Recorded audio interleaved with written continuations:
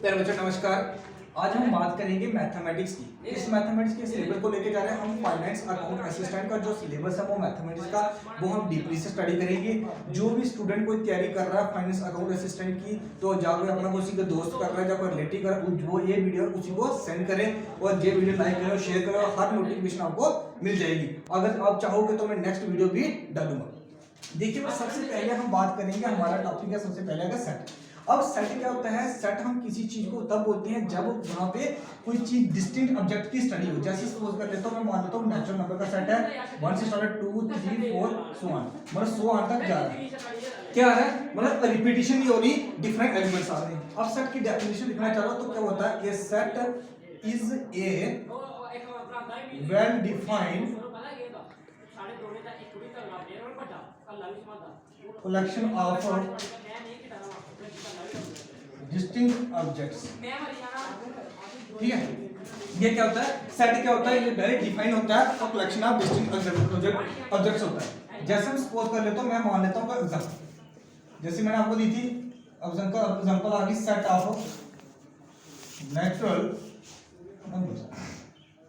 ठीक है, set of natural numbers क्या गया? सेट ऑफ नेचुरल नंबर्स को एंड से डिनोट कर दिया और सेट की जे कंडीशन होती है, जे किसके अंदर आता है? कर्ली ब्रेसेस के अंदर। तो क्या आ गया? स्टार्टिंग कहां से? Natural number 1 2 3 4 and so on. जा दूसरा एग्जांपल फर्स्ट, दूसरी एग्जांपल जैसे मान लूं मैं, क्या आ गया? Set of whole number. ठीक है, अब सेट ऑफ होल नंबर्स की क्या है? होल नंबर्स को डिनोट करते हैं W से। सेट आ गया, एलिमेंट्स स्टार्ट करते हैं 0 1 2 3 4 एंड सो ऑन।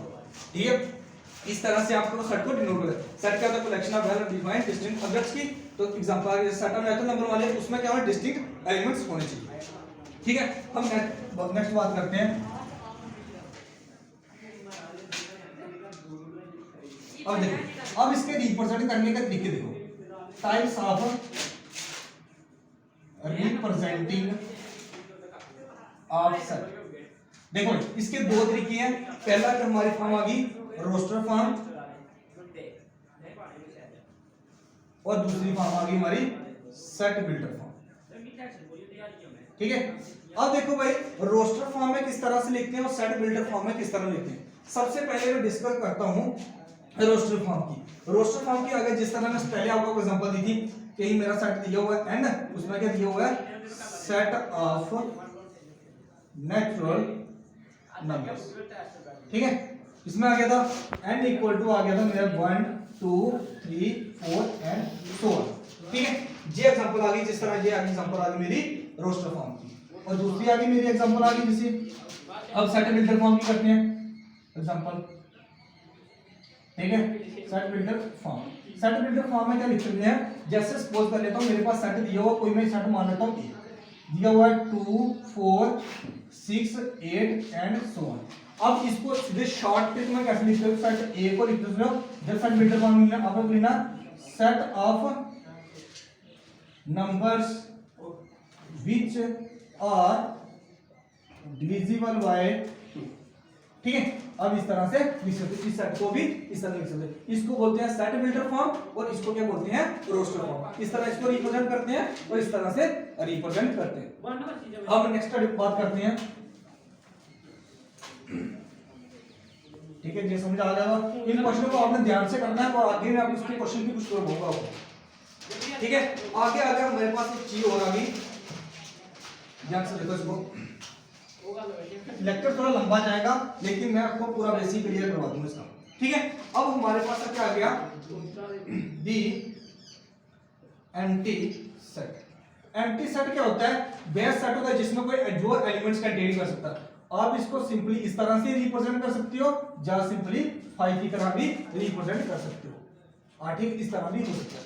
ठीक है, उसके बाद हमारा टॉपिक आ गया, एक होता है फाइनाइट सेट और दूसरा क्या होता है?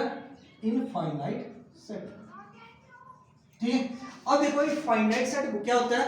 फाइनाइट सेट वो सेट होता है जिसमें नंबर्स जो सेट के अंदर एलिमेंट्स होते हैं वो फाइनाइट होते हैं। सपोज कर लेता हूं मेरे पास सेट ए है, इसमें एलिमेंट्स है 1 2 3 4। हमें पता है इस सेट में कितने एलिमेंट्स हैं? 4 एलिमेंट्स हैं।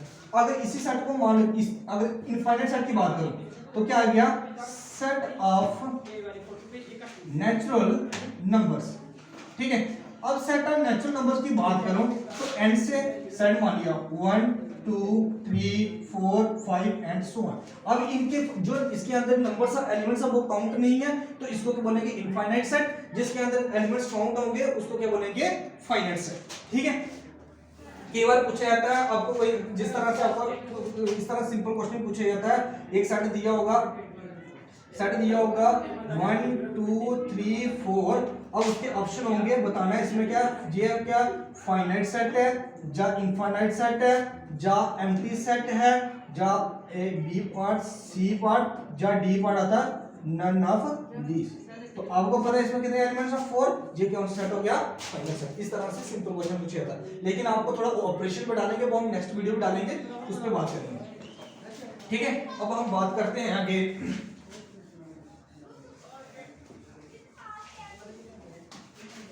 अब हम बात करते हैं सबसेट की बात करते हैं। ठीक है, सेट की बात की थी, अब सबसेट की बात करते हैं।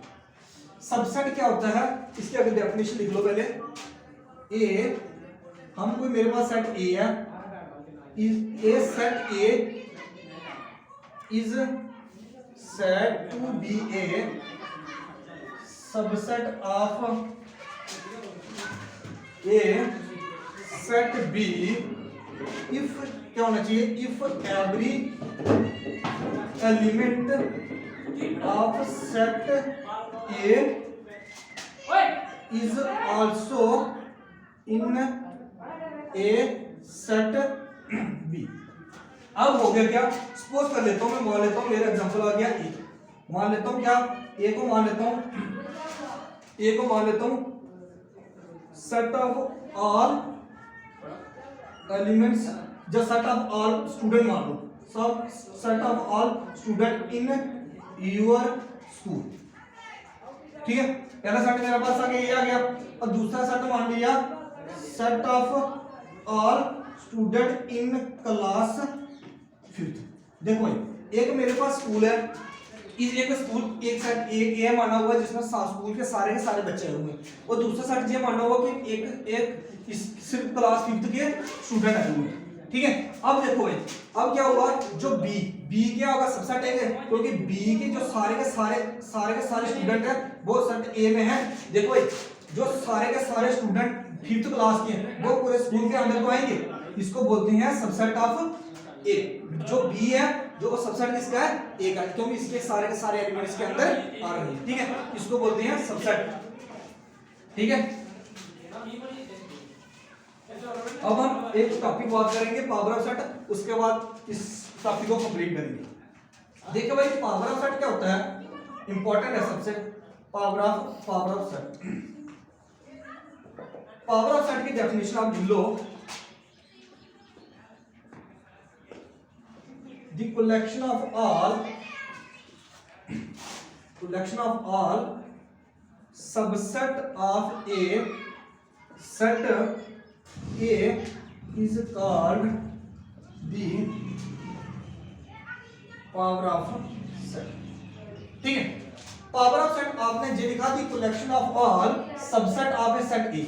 मेरे पास कोई सेट दिया हो ए, उसके जितने सबसेट बन सकते हैं उसको क्या बोलते हैं पावर ऑफ सेट। एग्जांपल में मान लूं तो मैं आपको सिंपली बताता हूं, मेरे में एग्जांपल मान लेता हूं मेरे पास एक सेट है उसमें एलिमेंट्स है 1 और 2। ठीक है, अब बताने इसके पावर ऑफ सेट कितने हो सकते हैं। पावर ऑफ सेट को डिनोट करते हैं इसको पीए से। देखो भाई सबसे एलिमेंट पहला तो 5 तो होगा, दूसरा क्या होगा सेट एलिमेंट्स 1, दूसरा क्या होगा 2, अब तीसरा क्या होगा, तीसरा सेट जी आएगा 1 और 2। ठीक है, अब इसके अंदर कितने एलिमेंट्स आ गए 1 2 3 4। ठीक है, ये अगर पावर ऑफ सेट ये तो आसानी से निकल जाएगा। अगर मेरे पास सेट ए दिया हुआ है 1 2 3, ये जैसे आ गया, अगर जैसे ये दिया ये मान लो 1 2 3 4 5। अब इसका डेप्थ निकालने का पावर ऑफ ये क्या है, ये अगर इसका पावर ऑफ सेट का तरीका ये है कि 2 की raise to power n number elements कितने हैं। अब देखो पावर ऑफ सेट निकालने का इस सेट में कितने एलिमेंट्स हैं, पहले सबसे स्टार्ट बात करें जो मैंने पहले एग्जांपल दी थी, इसमें कितने एलिमेंट्स हैं 2 एलिमेंट्स, 2 की पावर 2 2 2 जा 4। कितने एलिमेंट्स कंटेन किए इसमें क्या 1 2 3 4 एलिमेंट्स कंटिन्यू इसका। अब इसके निकालना चाहोगे कितने एलिमेंट्स है 1 2 3 2 की पावर 3 तो कैसा निकलेगा इसका द 2 मल्टीप्लाई बाय 2 मल्टीप्लाई 2 2 जा 4 4 2 जा 8। ठीक है आप इस तरह से निकाल सकते हो। ठीक है ये था basic of mathematics of power set का जो पंचायत अकाउंट असिस्टेंट का था। आगे हम नेक्स्ट वीडियो में पढ़ा लेंगे ऑपरेशंस ऑफ सेट जो वेरी वेरी इंपॉर्टेंट है। ठीक है अगर आप चाहोगे तो और वीडियो डालूं तो इस चैनल को लाइक करना सब्सक्राइब करना और कमेंट करना ना भूलना। ठीक है thank you for watching this video.